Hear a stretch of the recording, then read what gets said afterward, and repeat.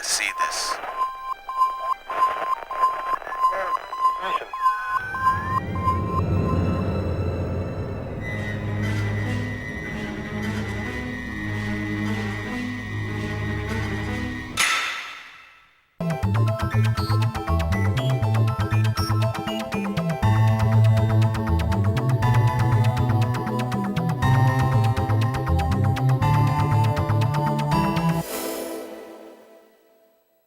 O programa Destaque de hoje está recebendo aqui nos estúdios do Dr. Manuelito Eduardo Campos, da Faculdade Integrada da Grande Fortaleza, com muito prazer, a Monalisa Neves Sá. Ela é graduada em Engenharia Civil pela Universidade Federal do Rio Grande do Norte. Monalisa, sempre que a gente começa o programa, a gente quer saber um pouco da vida da personagem que vem aqui no nosso programa.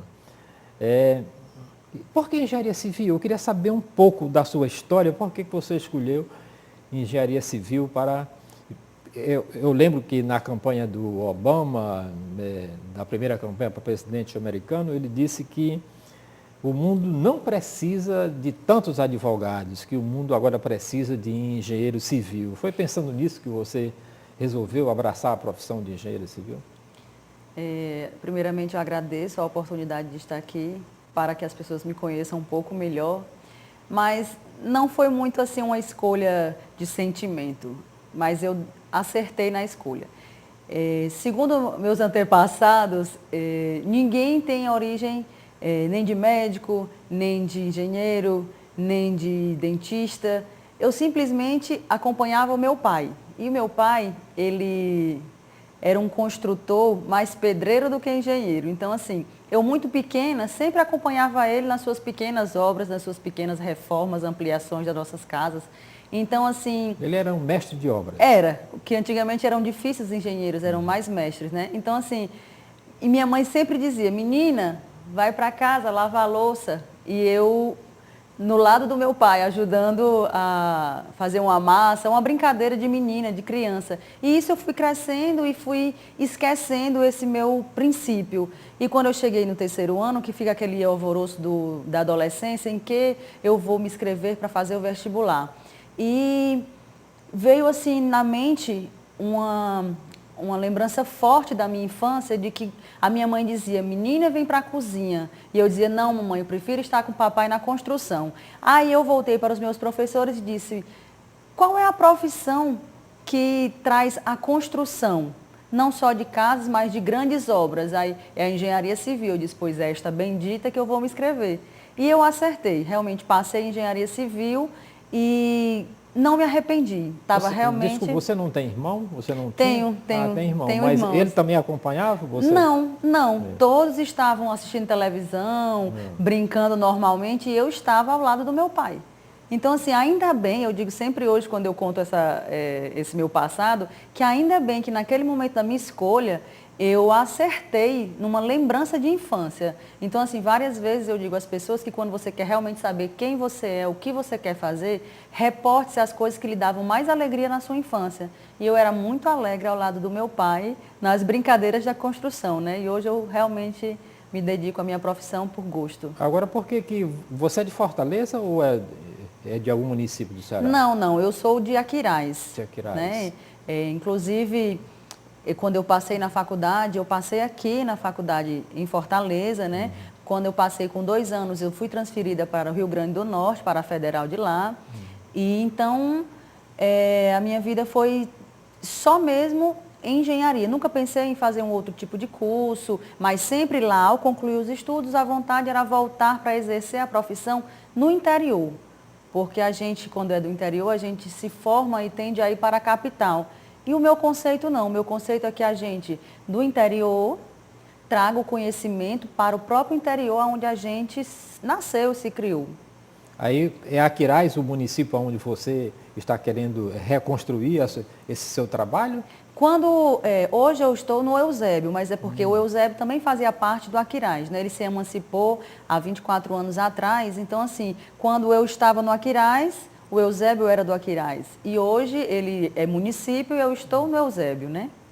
Mas você também tem trabalhos aqui em Fortaleza dentro dessa área. Tenho, né? tenho. Tanto eu exerço a engenharia civil no Eusébio, com obras lá, como aqui eu sou supervisora de uma obra chamada Vila do Mar, de Fortaleza. Como é essa obra Vila do Mar? Era ali no Pirambu? É isso? Ele engloba os 3 bairros de Fortaleza, Pirambu, Cristo Redentor e Barra do Ceará. É uma intervenção urbana de 5 quilômetros, mais ou menos por volta de 5 quilômetros. Então, assim, ela tem N processos de engenharia lá dentro, tanto em construção, como em urbanização, como intervenção na parte de ambiental. Então, assim, é um vasto leque para a engenharia civil. E como todos nós sabemos, no começo do século XX, no ano 1900, Fortaleza tinha apenas 40 mil habitantes. Somente depois, 40 anos depois, Fortaleza passou para 250 mil habitantes. Fortaleza hoje tem 3 milhões e 470 mil habitantes. Isso significa dizer que eu não consigo mais divisar onde é e que termina a Fortaleza e onde é que começa a Grande Fortaleza. Por exemplo, o Eusébio, ela está praticamente incorporada dentro da Grande Fortaleza. No seu pensamento, um município bem atrelado à Fortaleza como é o Eusébio, o que ele é na realidade? Ele é um grande dormitório, ele é um município que está caminhando para se tornar uma cidade independente. Tudo no Eusébio é do bom e do melhor, ou é apenas uma vitrine que a gente enxerga quando passa e pelaquela avenida que foi agora duplicada? Assim, quando eu morava realmente no Aquiraz e ele fazia parte do Aquiraz, a característica dele, como era uma localidade do Eusébio, ele era praticamente sítio. É tanto que quando ela se emancipou, para perder aquela característica de sítio, demorou, né? Demorou acho que 2 gestões para poder ter um pouco mais de calçamento, ter um pouco mais de infraestrutura. Agora, teve uma expansão muito grande em termos de condomínios horizontais, por conta, acredito, do fácil acesso de estradas para chegar à Fortaleza. Então, o que acontece lá hoje? Hoje, você passa por ele e você vê belas casas. Mas se você não adentrar no Eusébio, você não vai conhecer o município em si. E dá sempre aquela característica de ser uma cidade dormitório. Mas lá nós acreditamos que tem muito mais a população de baixa renda, moradores locais que nasceram e se criaram lá, do que essas pessoas de classe média alta que estão adotando o Eusébio como cidade. Eu vejo lá como um potencial de desenvolvimento muito grande, mas que precisa sim de uma reformulação urbana para que ela seja atrativa não só de dormitório, ela tem que ser um atrativo de desenvolvimento sustentável. Então, assim, para isso realmente precisa de um pouco de políticas públicas voltadas para o desenvolvimento interno. Eu, como ando muito nas localidades, vejo que ela precisa sim se desenvolver como cidade e não como um anexo de Fortaleza. Antigamente, quando se morava num sítio, se morava no paraíso. À noite, observamos as estrelas e de dias e temos aquele clima maravilhoso que o sítio dá, né?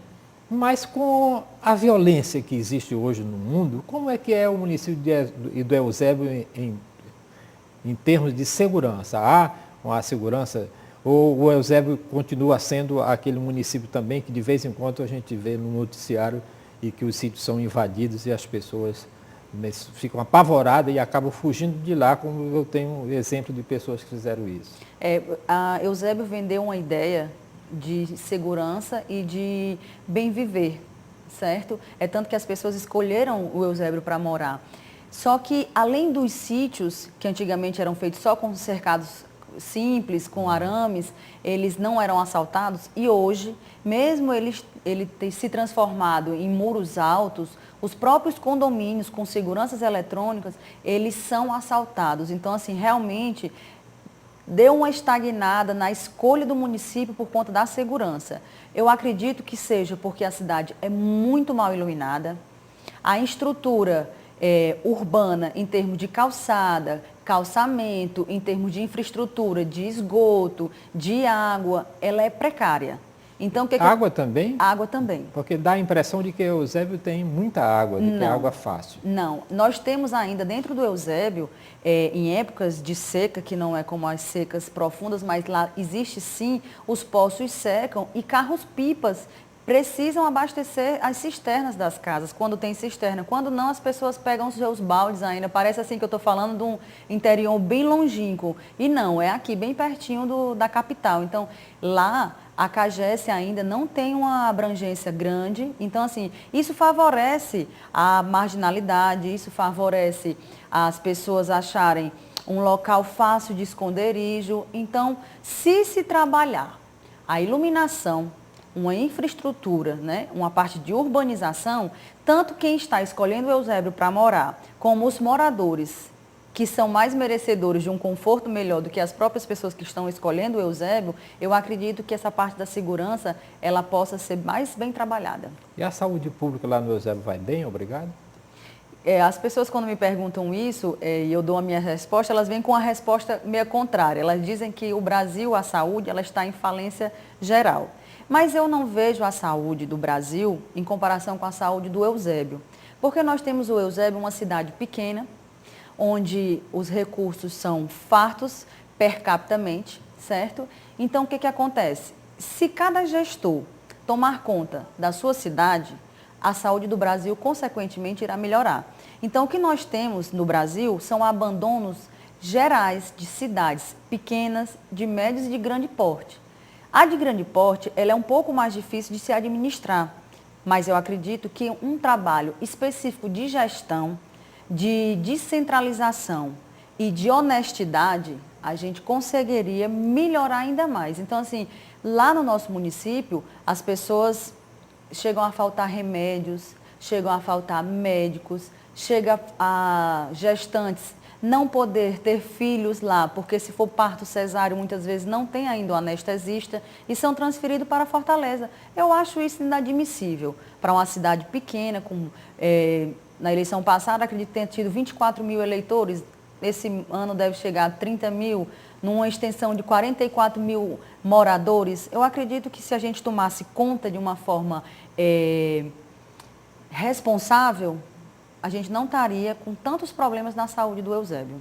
Mas a educação básica, que é o município responsável por isso, inclusive as creches já existem lá no município e as crianças estão sendo bem tratadas. Essa semana mesmo, a revista Veja publicou, disse que a educação vai muito bem no Brasil do ponto de vista dos pais, porque os pais estão satisfeitos com a educação que o Brasil tem. Que eu não acho que isso seja verdade, né? O Eusébio trata bem os seus alunos? A visão de pai e de mãe, né? Que eu sou mãe, tenho 2 filhas. Hoje, a vida das pessoas, elas estão muito atarefadas. Então, muitos pais hoje precisam de escolas para deixar os seus filhos. Elas não estão ainda atentas para o local onde elas estão deixando seus filhos.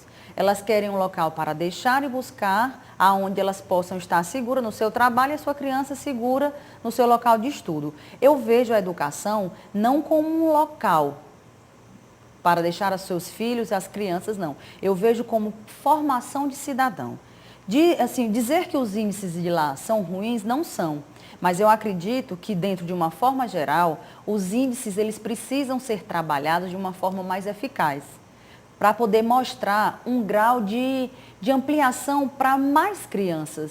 E não só simplesmente o quantitativo que elas estão na escola. Eu quero ver o sentido qualitativo. Eu quero saber o que nós temos dentro do Eusébio de Educação que leva a uma criança que iniciou seus estudos nos ensinos e eles vão chegar numa faculdade pública. Eu acho que o objetivo de um município é você criar cidadãos onde eles consigam crescer e se formar e aplicar os seus ensinamentos, todos os seus aprendizados dentro do próprio município. Eu não consigo enxergar o município levando crianças até escolas públicas, levando depois as faculdades particulares e nós transformando aqueles profissionais para dentro do nosso município. Eu não vejo essa visão interna de educação dentro do município.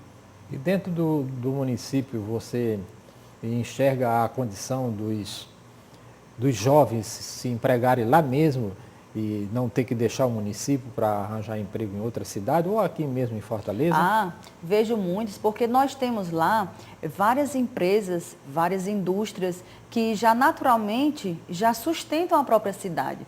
E muitas delas falam que infelizmente não podem aproveitar a mão de obra local por falta de qualificação. Então, assim, muitas empresas têm lá, agora poucas são as pessoas que são empregadas, a não ser aquelas de qualificação simples. Isso aí a gente pode até dizer que muitas pessoas estão empregadas. Agora, cargos de um pouco mais de qualidade, eles não são preenchidos com cidadãos do Eusébio. Sempre traz pessoas de fora para... pessoas de fora. E para assumir, porque realmente não tem. Porque realmente não tem. Porque para os empresários, mão de obra próximo é mais em conta, é mais barato para eles, porque diminui vários custos. Então, assim, eles não têm o interesse de buscar de fora. Eles só vão buscar de fora por conta que lá a gente não tem uma qualificação profissional voltada para aquela específica indústria, para aquela específica empresa que tem lá. E quais são as maiores indústrias que tem lá no Eusébio? A que todo mundo conhece é a Fábrica Fortaleza, é uma das grandes, né, que até hoje nunca optou em se mudar, né, do município. Nós temos também o Café Santa Clara, que também é de lá. Nós temos uma empresa que a gente pode, comparado a essas outras, ela é uma empresa nova. Nós temos a Progearte de estruturas em construção civil, né, em grandes estruturas metálicas. Então, assim, nós temos a Gráfica Cearense. Isso são as grandes, mas pequenas tem, assim, inúmeras mesmo. Mas, e o comércio? Como é que é o comércio do município? Não, eu não vejo comércio lá. O que Por que é? Incrível, né? As minhas conclusões, né? Isso são opiniões. Isso é a minha opinião. Certo. O que eu acho? As pessoas que estão empregadas no município e algumas empresas que abrem lá, elas não são propriamente do local. Elas recebem a sua receita e elas voltam para as suas cidades, que no caso são as circunvizinhas. A mais próxima é Fortaleza, mas nós temos Caucaia, nós temos Aquiraz, que também trazem emprego para as pessoas dentro do Eusébio. Então, o seu capital, eles são investidos em locais vizinhos e não dentro da cidade. Então, a gente precisa também de umas políticas públicas voltadas para que as pessoas que recebem o dinheiro do município, tanto em empresas como na própria prefeitura ou Câmara Municipal, que elas voltem ao comércio interno. Porque as pessoas abrem as empresas e elas não veem lucro e elas acabam fechando, né? Porque as pessoas não aplicam o próprio dinheiro na cidade. De qualquer maneira, você colocou duas linhas. Ou o Eusébio é uma cidade que as pessoas vão para dormir, né, como cidade dormitório, ou uma cidade de emprego, né? Mas esses dois indivíduos, o que dorme vem trabalhar na outra cidade e o que trabalha vem dormir na outra cidade, aí isso significa dizer que fica vazio o comércio, a praça, né? Mas talvez não seja por falta exatamente de um equipamento de comércio, de um grande shopping center, de uma universidade, de alguma coisa nesse porte que possa atrair esse povo para esta cidade? Olha, ela é uma cidade estratégica em termos de localização. Se realmente tivesse atrativos para levar universidade, faculdade, tivesse shopping center, tivesse até um próprio grande supermercado, que eles tivessem, as pessoas que moram lá, elas vêm fazer as suas compras básicas aqui. Eu acredito que se estivesse na proximidade de lá, com certeza eles iriam utilizar o comércio local. Agora, o porquê que esse desenvolvimento não chegou lá, eu não posso acusar, né? Mas eu acredito que a gente precisa de pessoas comprometidas com a localidade, com o Eusébio em si, para trabalhar em prol de trazer realmente grandes investidores para o local, para que a gente possa frequentar o próprio Eusébio.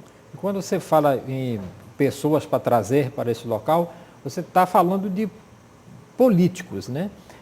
Falando em político, eu fico me lembrando do que sempre nos fala aqui o nosso professor, o doutor Adolfo Marinho, que é nosso colega aqui, e que ele diz que o mundo está caminhando para a mulherização. Ele diz isso, mas eu tenho notado, certo, que ainda existem muito poucas mulheres que preferem e que entram na política partidária. Por que é, Mona Lisa, que a gente vê tão poucas mulheres, muito poucas em relação à quantidade de eleitoras que tem? Mulher não acredita em mulher? Não, eu não vejo por esse ângulo. Eu vejo o seguinte, que aos poucos nós estamos se inteirando um pouco melhor da sociedade que nós vivemos. A gente ainda está muito presa a uma educação, a uma criação que nos foi dada e vem de geração em geração. Nós vemos aos poucos quebrando os tabus. Então, até que ponto a gente acredita no nosso potencial? Certo? Então, à medida que que as mulheres vão descobrindo o potencial e que ela pode contribuir, ela vai aos poucos entrando na vida pública, ela vai ocupando cargos de empresas com um porte maior.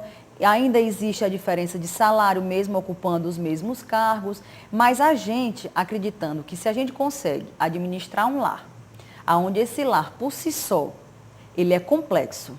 Nós temos filhos, nós temos marido, nós temos as secretárias para administrar dentro de casa, nós temos um orçamento muitas vezes pequeno e que temos que trabalhar dentro de casa com o que temos e não pode faltar nada. Então, quando a gente toma esse conceito de que a gente administra uma casa, de que ser do lar não é simples, você tem que ser capaz para isso e você transfere uma responsabilidade de uma mãe, de uma dona de casa, para um órgão público, para uma empresa privada, quando a gente veste esse conceito, a gente acredita na gente e a gente vê os resultados. Então, eu acho que a gente precisa primeiro acreditar no nosso potencial. Acreditando no nosso potencial, a gente passa esse potencial para o vizinho, a gente passa o potencial para o nosso chefe e a gente vai galgando um espaço maior. Porque a gente nota aqui também que a juventude, ela olha assim um político com uma cara que não é uma cara muito boa, né? Porque a gente vê todos os dias nos noticiários, né? Esse mundo político cheio de corrupção e a gente imagina e que o próximo também será um corrupto, ou pelo menos ele vai se... E como é que a gente pode tirar isso da cabeça? Porque eu não estou preocupado com as pessoas que estão ficando velhas, né? Porque essas vão embora, né? Para o além, muito em breve, né? Daqui a 50 anos, né? Quem tem hoje 70, né? Quem tem hoje 70 só vai viver 130, é muito pouco ainda, né? Mas essa juventude precisa mudar. Como é que a gente deveria fazer para ensinar os nossos jovens que é de importância fundamental o papel político, eles mesmos participando da vida pública e sabendo eleger os nossos novos governantes, principalmente agora que nós vamos ter eleição para o município, porque a gente mora aí no município, né? É sim. O meu conceito é que a gente reclama muito e colabora muito pouco. Então, o que dentro da minha sociedade, que eu vivo numa sociedade onde eu tenho uma abrangência. Então, aonde eu chego nessa abrangência, aonde eu posso transmitir o meu conceito? O meu conceito é que reclamar e falar de quem está na política é muito simples. E o mal, ele sempre vence porque ele é insistente, ele é persistente. O bem, ele é acomodado. Ele não investe, não está me fazendo mal, para mim está bem. Está bom, tudo vai surgir, tudo vai chegar na hora. Então, assim, na política não pode ser assim. Na política a gente não pode apenas criticar, a gente tem que colaborar. E para colaborar a gente tem que participar. Todos nós somos políticos. Realmente, o que nós vimos antigamente era que uma política ela era feita de pessoas mais velhas. Pessoas que tinham cargos por vários e vários anos. Hoje esse perfil ele já está mudando. Porque vem lá do Senado romano, sim, né? Você vê o perfil hoje, já não está mais o perfil igual a antigamente. Então, assim, os jovens eles precisam entrar realmente e colaborar como pessoas que dizem assim, a gente pode mudar isso. Então, antigamente ninguém via tantos escândalos. Mas os escândalos aconteciam, eles só não tinham chegado aos nossos ouvidos, aos nossos olhos. Então, por que hoje a gente escuta? É porque a tendência é que as coisas vão mudando, certo? A modernização vai chegando e o que acontece com os nossos jovens? Eles estão participando do que acontece. Antigamente a gente não participava. Então o pessoal diz, porque antigamente a gente não tinha acesso. Então hoje nós temos acesso, nós temos meios, nós podemos mudar. Então a política, a gente precisa não dar um voto de confiança nos que estão aí. A gente precisa realmente ver as histórias passadas, a vida pregressa de cada um, e se não tem, oferte o seu nome. Porque, no mínimo, você não vai trabalhar para a pessoa errada. Você não vai votar na pessoa errada. Você vai votar em si. E você vai dizer assim, você hoje, eleitor, tem uma oportunidade de votar em um novo, em algo diferente. Se o que está aí já fez, já prometeu e não cumpriu, então faça o seguinte, eu estou ofertando o meu conhecimento e a minha vontade política para poder a gente tentar mudar. Então, chega de reclamar, a gente tem que participar. É isso que eu passo para as pessoas que estão no meu redor. Então, aos poucos a gente vai aderindo, mesmo sem gostar, as pessoas estão sendo conquistadas a entrar na política, porque nós somos políticos desde que nascemos. Com certeza. Mona Lisa, infelizmente o nosso tempo passou rápido, né, nossa conversa, e você tem 1 minuto para as considerações finais aqui no programa Destaque da FGF TV. Bem, eu agradeço a oportunidade, como já tinha dito no começo, e que eu espero que as minhas palavras tenham servido de exemplo, de modelo para as pessoas que gostariam de escolher uma profissão hoje, que elas repensem, elas não escolham aleatoriamente, elas se reportem a um passado onde ela possa exercer a profissão que ela realmente ame, para que ela possa se transformar num profissional perfeito. E que nós não vamos, a partir de hoje, usar a política como profissão. E que nós podemos ser profissionais e nós podemos ser políticos. E que através dessa união a gente possa transformar o município, a cidade, por que não dizer o nosso Brasil. Obrigada. Ok, agradeço muitíssimo a sua presença aqui no programa Destaque, que volta na próxima semana com outra personalidade em destaque aqui pela FGF TV, o seu canal universitário de Fortaleza. Este programa é gravado sempre aqui nos estúdios do Dr. Manuelito Eduardo Campos. Se você quiser acompanhar, nós temos um portal na internet, que é o youtube.com/FGFIES, onde você assiste este e outros programas gravados e produzidos aqui no canal universitário de Fortaleza. Muitíssimo obrigado pela sua audiência.